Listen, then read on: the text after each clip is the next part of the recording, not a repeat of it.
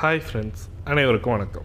கலைஞர் மகளிர் உரிமை தொகை திட்டத்தில் பார்த்திங்கனாக்கா புதிய விண்ணப்பங்கள் எப்பொழுது தொடங்கும் என்ற விஷயத்தை பார்க்க போகிறோம். அப்புறம் பார்த்திங்கனாக்கா வந்துவிட்டது மேல்முறையீடு செய்தவர்களுக்கு இதுவரைக்கும் பணம் வரவில்லையா, அவர்கள் என்ன செய்யலாம் என்ற புதிய தகவலும் கொடுத்துருக்குறாங்க. இந்த இரண்டு விதமான தகவல் தான் இந்த வீடியோவில் பார்க்க போகிறீங்க. கலைஞர் மகளிர் உரிமை தொகை திட்டத்தை பற்றி பல்வேறு விதமான தகவல்கள் நம்ம பகிர்ந்து வருகின்றோம். அந்த தகவலாம் உங்களுக்கு பிடிச்ச மாதிரி இருக்குன்னு நினைக்கிறேன். நிறைய பேர் கமெண்ட்டில் கேட்குற கொஷினுக்கு தான் இந்த பதிலாக இருக்கும். வீடியோ ஸ்கிப் பண்ணாமல் பாருங்கள். இந்த வீடியோ பிடிச்சிருந்தால் லைக் பண்ணுங்கள், கூடிய சப்ஸ்கிரைப் பண்ணுங்கள். வாங்க வீடியோக்குள்ளே போகலாம். பார்த்திங்கன்னா கலைஞர் மகளிர் உரிமை தொகை திட்டம் பார்த்திங்கனாக்கா செப்டம்பர் 15 தொடங்கப்பட்டது. கடந்த 4 மாதங்களாக கலைஞர் மகளிர் உரிமை தொகை திட்டத்தில் பணம் பெற்று வருகின்றன. இந்த மாதம் ஜனவரி மாதம் பொங்கலை முன்னிட்டு 10 வழங்கப்பட்டது கலைஞர் மகளிர் உரிமை தொகை திட்டத்தில். அதில் பார்த்திங்கனாக்கா முதற்கட்டமாக ஜனவரி 10 முதல் வழங்கப்படுறதுனால முதற்கட்டமாக 2 லட்சம் பேருக்கு மகளிர் உரிமை தொகை திட்டத்தில் திரும்பவும் ஆட் பண்ணியிருந்தாங்க. ஃபஸ்ட்டே பார்த்திங்கனாக்கா ஒரு 13 லட்சம் பேர் கொடுத்துருந்தாங்க. இப்போ 2 லட்சம் பேர்த்து சேர்த்து 15 லட்சம் பேர்கிட்ட கலைஞர் மகளிர் 1,15 லட்சம் பேர்கிட்ட கலைஞர் மகளிர் உரிமை தொகை திட்டத்தில் பயன்பெற்று வருகின்றன. இந்த திட்டத்தில் பார்த்திங்கனாக்கா கூடுதலாக 2 லட்சம் பேர் சேர்க்கப்பட்டுள்ளன. மொத்தம் பார்த்திங்கனாக்கா ஒரு 1,5 லட்சம் 57 லட்சம் பேர்கிட்ட மேல்முறையீடு செஞ்சுருந்தாங்க. அது 2 கட்டமாக 3 கட்டங்களாக மேல்முறையீடு செய்தவர்களுக்கு பரிசீலனை எடுத்துக்கொண்டு தகுந்த ஆவணங்களுடன் அவர்களை தேர்வு செய்யப்பட்டு அவர்களுக்கான கலைஞர் மகளிர் உரிமை தொகை திட்டத்தில் ஜனவரி 10 அவங்களுக்கு வழங்கப்பட்டு வந்தது.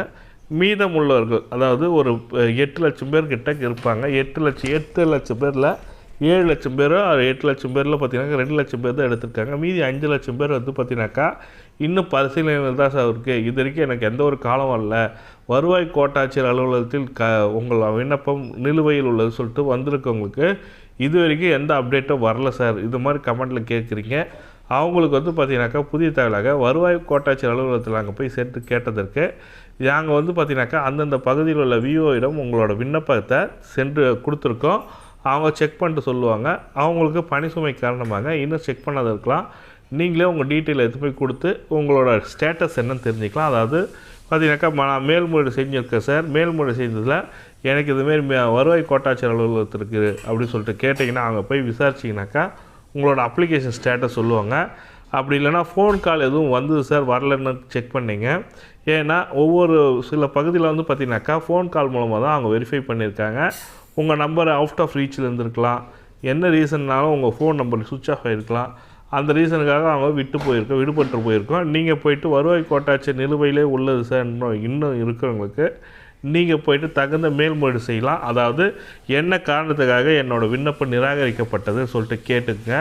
இது வரைக்கும் உங்கள் விண்ணப்பம் நிராகரிக்கப்படலை சார், இன்னும் பரிசீலனை தான் உள்ளது சார் சொல்லியிருந்தாங்கன்னா நீங்கள் என்ன சார் இன்னும் இவ்வளோ நாள் ஆகுது, இன்னும் என்ன எதனால் சார் என்னோட அப்ளிகேஷனை எதுவும் பண்ணலை, அவங்க ஒரு டீட்டெயில் சொல்லுவாங்க. அந்த டீட்டெயிலுக்கு ஏற்ற மாதிரி நீங்கள் ரிப்ளை பண்ணலாம், லெட்டர் எழுதி கொடுக்கலான்ற மாதிரி கொடுத்துருக்காங்க. அதுக்கப்புறம் பார்த்திங்கனாக்கா புதிய விண்ணப்பங்கள் பார்த்திங்கனாக்கா எப்போ தொடங்கணும் பார்த்திங்கனாக்கா ஜனவரி மந்த் எண்டில் ஜனவரி லாஸ்ட் வீக் ஓப்பன் ஆகுன்ற மாதிரி சொல்லியிருந்தாங்க. எனக்கு கொடுத்த இன்ஃபர்மேஷன் பார்த்திங்கன்னா ஜனவரி 22 முதல் திட்டத்திற்கான பயண திட்டத்துக்கான இது அறிவிப்பு வெளியாகும் சொல்லியிருக்காங்க. கூடிய விரைவில் இதற்கான அறிவிப்புகள் வெளியாகும். எதனாலனா சென்ட்ரல் கவர்மெண்ட் எலெக்ஷன் வரப்போகுது. அதனால் தமிழக அரசாங்கம் கூடிய விரைவில் இதற்கான அப்டேட் கொடுத்துருவாங்க டெஃபினட்டாக. அதுக்கப்புறம் எலெக்ஷன் டேட்டில் அனௌன்ஸ் பண்ணிட்டாங்கன்னா அதுக்கப்புறம் புதிய திட்டங்களுக்கான டேட் எதுவுமே அனௌன்ஸ் பண்ண மாட்டாங்க. அதனால் கூடிய விரைவில் இதற்கான அப்டேட் வரும். வந்தோடனே நம்ம சேனலில் அப்டேட் பண்ணுவோம். புதிய விண்ணப்பங்கள் பார்த்திங்கனாக்கா உங்கள் பகுதியில் உள்ள ரேஷன் கடை மூலமாக தான் நீங்கள் புதிய விண்ணப்பங்களை விண்ணப்பிக்க முடியுன்ற மாதிரி தமிழக அரசாங்கம் கொடுத்துருக்காங்க. ஆன்லைன் அப்ளிகேஷன் வருமா சார், இ-சேவை மையத்தில் அப்ளை பண்ண முடியுமா சார் கேட்டிங்கன்னா கண்டிப்பாக முடியாதுன்ற மாதிரி தான் சொல்லி கொடுத்துருக்காங்க. இந்த தகவல் தான் உங்களுக்கு ஷேர் பண்ண நினச்சேன்.